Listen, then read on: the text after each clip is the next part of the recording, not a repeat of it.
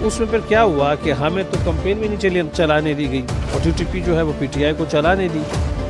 ایمل ولی خان سینیٹر مرکزی صدر سینیٹر ایمل ولی خان سے متعلق جو چیز زیر گردش کر رہی ہے اور سوشل میڈیا ٹرولنگ ہو رہی ہے اور ان کے ذہن میں یہ بات ڈالی جا رہی ہے اور دوسری طرف کو آپ مجرم اور غدار بنا رہے ہیں تو اس کو کیا اچھا نہیں. اور پھر جب انہوں نے یو ٹرن لیا آجوا صاحب تو پھر وہ جن کو بتایا تھا نا کہ یہ صادق و امین ہے انہوں نے واپس اس بات پر یو ٹرن لینے سے انکار کیا. جیسے ایمل ولی خان صاحب عدالت میں گئے اور انہوں نے کہا کہ یہ جو لوگ آئے ہیں واپس افغانستان سے تو کوئی لایا ہے نا ان کو. آپ نے فیض صاحب کو سزا سنا دی, دکھائیں اس سزا میں کہاں ذکر ہے پولیٹیکل انجینئرنگ کا. اے پی ایس کی کس دستخط سے وہ بھی رہا ہو گئے. بات یہ ہے کہ وہ دستخط تو کیا ہے کہ وہ کئی دفعہ جو ہے نا وہ دروازے کھلے چھوڑ کے تو ویسے کہہ دیا جاتا ہے کہ جی دروازہ کوئی کھلا نہ رہ جائے اور پھر بندہ نکل جاتا ہے. تو شہادتیں بڑھ گئی ہیں,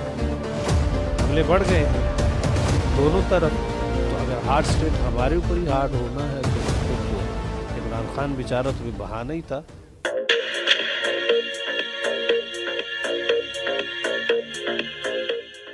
بسم اللہ الرحمن الرحیم. السلام علیکم ناظرین, میں ابن امین اور آپ دیکھ رہے ہیں لب آزاد ٹی وی. بیک گراؤنڈ تو ریڈ نہیں ہے لیکن البتہ ہم ریڈ چیئر پہ ضرور بیٹھے ہوئے کہ عوامی نیشنل پارٹی کی بات ہو رہی ہے اور عوامی نیشنل پارٹی کا موقف سامنے نہ ہے. آپ کا بہت بہت شکریہ. بہت شکریہ آپ کا. آپ یاد کرتے رہتے ہیں, آپ کی مہربانی ہے, ورنہ ٹی وی والے ہمیں نہیں یاد کرتے. نہیں ہم تو سر یاد کرتے جو کہ نیشنلزم سب سے پہلے. آپ نے وہ لال کرسیوں کی بات کی. اب لوگ جو تھے نا وہ جو نیشنلسٹ پارٹیوں میں وہ خود بہت سارے سبز ہو چکے ہیں, تو اب کرسیاں لال ہو یا نہ ہو سے کیا فرق پڑتا. سبزردہ دور میں ہم لال چیئر میں بیٹھے ہوئے سر. خیبر پختونخوا میں ایک نیا سوشل میڈیا کے ایک وہ چلا ہے کہ پی ٹی ایم اور P T M T T P نام وغیرہ تو میں نہیں لوگ جس طرح سے بیان سرکل کر رہا ہے اور اسپیشلی ایمل ولی خان سینیٹر مرکزی صدر سینیٹر ایمل ولی خان سے متعلق جو چیز زیر گردش کر رہی ہے اور سوشل میڈیا ٹرولنگ ہو رہی ہے, کیا کہیں گے آپ؟ دیکھیں انفارچونیٹلی ہم جو ہیں وہ گزشتہ 50 برس میں جو حالات رہے ہیں خیبر پختونخوا کے, اور اس کے علاوہ بھی ہم پارٹی کارکنان کی تربیت نہیں کر سکے اور ڈسپلن نہیں لا سکے. جو عدم تشدد کا بنیادی جو تصور ہے اور جو نظریہ ہے اس میں گالی بھی شخصی تشدد کا نام ہے. اور جو دوسری طرف ہمارے دوست ہیں وہ بھی اکثر عدم تشدد کی بات کرتے ہیں, تو ان کو سمجھنا چاہیے کہ گالی بھی اس طرح سے ہے. اور پھر گالی سے بڑھ کر جو ہے نا یہ تذلیل کا معاملہ جب بنا دیا جاتا ہے.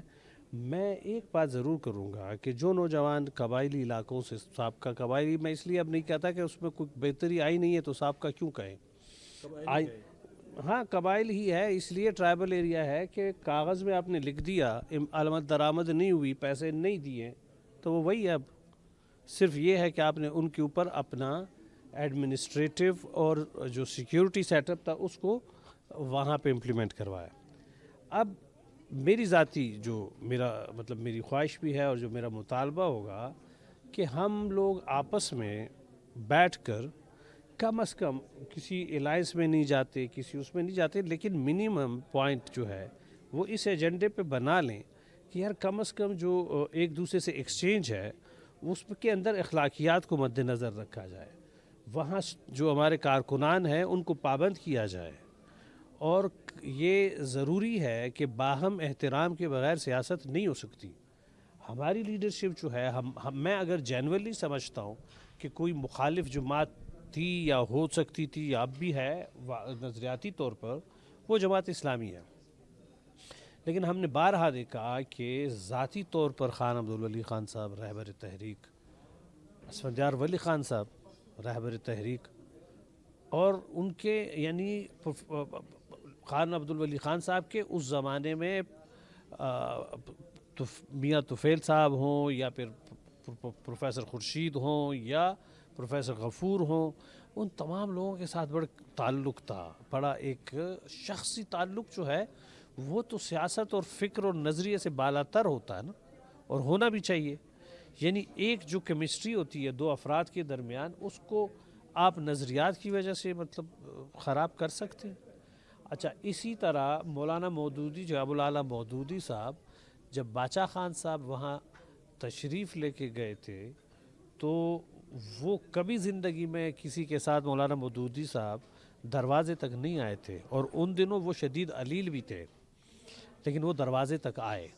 اس زمانے میں میرا خیال ہے جاوید احمد غامدی صاحب جو ہیں وہ بھی ان کے ساتھ تھے وہاں پہ. تو انہوں نے پوچھا کہ حضرت مطلب آپ دروازے تک آ گئے، تو انہوں نے کہا یہ جو شخصیت آئی تھی تو پھر اس کے لیے تو دروازے تک جانا کیا، اس کے ساتھ تو ننگے پاؤں جانا بھی ضروری ہوتا.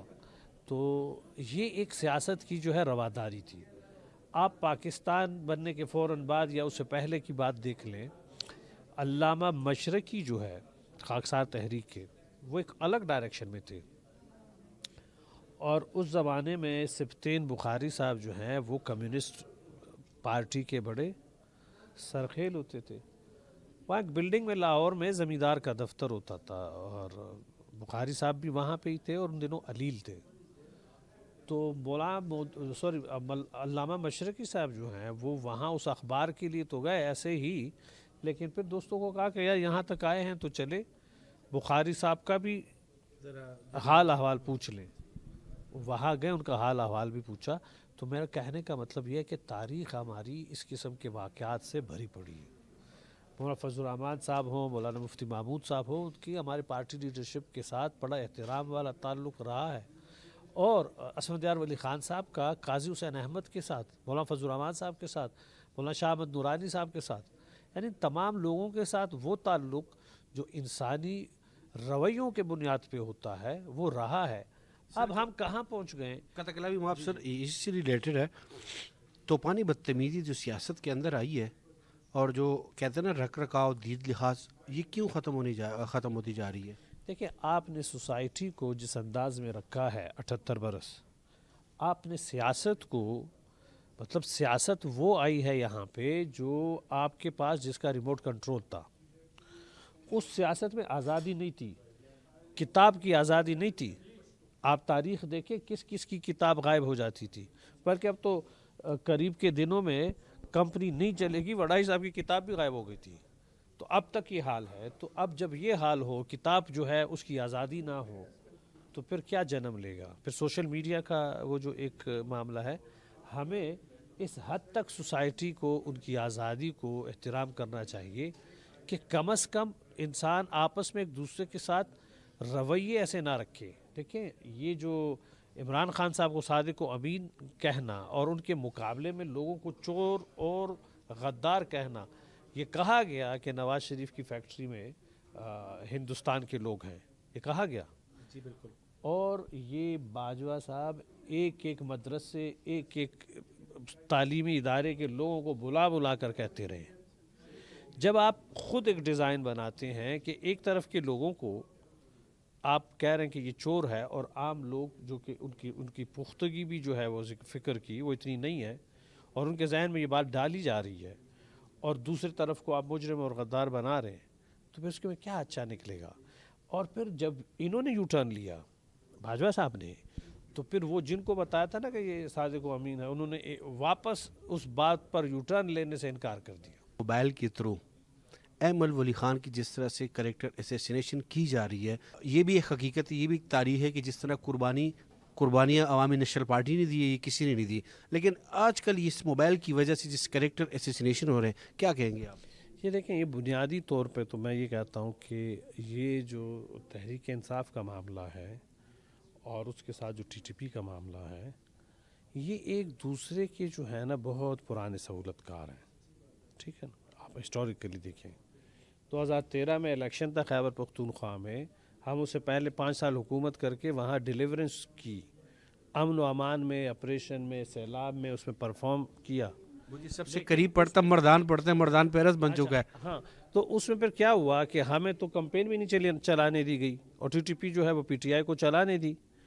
تو یہ جو نیکسس تھا یہ ہے پرانا ہے، لیکن ان کے بنانے والے بھی تو کوئی ہے نا. تو بات تو دیکھیں نا، وہ پھر جو مصرع ایک آدھ ادھورا نہیں چھوڑنا چاہیے، پھر پورا شعر اور پورا قطعہ سنانا چاہیے کہ صاحب جنہوں نے بنوایا وہ بھی شامل کریں جیسے امل ولی خان صاحب عدالت میں گئے، انہوں نے کہا کہ یہ جو لوگ آئے ہیں واپس افغانستان سے تو کوئی لایا ہے نا ان کو، اور لانے والوں کے انہوں نے نام بھی لے دیے اور عدالت میں بھی گئے۔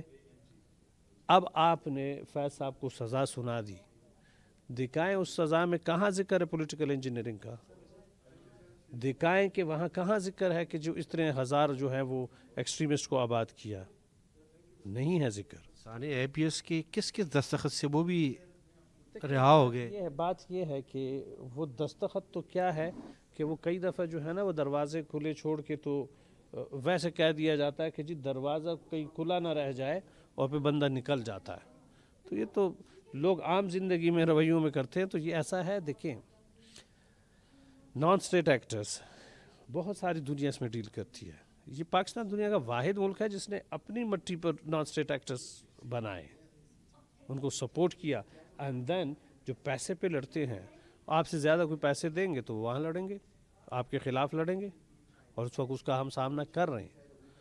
تو اس تمام کے لیے ضروری یہ ہے کہ اثر نو آپ کا جو ماڈل ہے اس پہ آپ کیا کرتے ہیں، کوئی تبدیلی لاتے ہیں۔